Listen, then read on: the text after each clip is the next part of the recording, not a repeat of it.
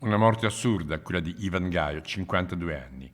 Nel piccolo laboratorio di Via Fosse, a Feltre, dove il suocero faceva ancora qualche lavoretto di falegnameria e in cui riparava la sua autovettura, per cause ancora da definire sono divampate le fiamme.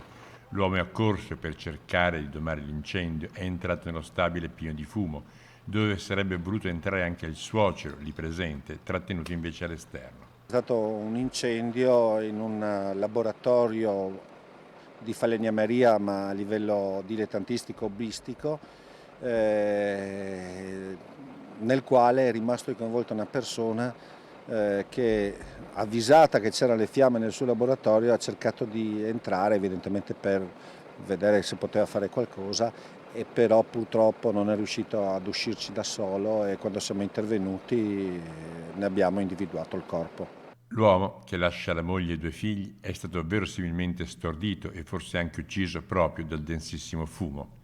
La chiamata ai vigili del fuoco era arrivata poco dopo mezzogiorno, ma le squadre di Feltre stavano operando a Santa Giustina. Sono quindi intervenuti per primi i vigili del fuoco di Belluno e quelli di Montebelluna, oltre poi a quelli di Feltre. Sono stati impiegati una ventina di uomini, qui sono aggiunte le forze dell'ordine e una decina di mezzi.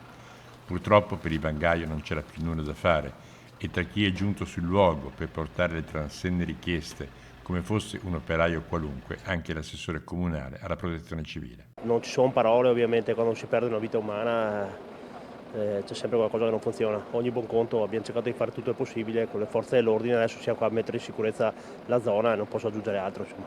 Le persone che gravitano nello stabile di quello che era il mobilificio Sanson del suocero e che ora ospita un'associazione, una palestra, un negozio, si sono immediatamente strette intorno alla moglie della vittima, colpita drammaticamente da una tragedia così assurda.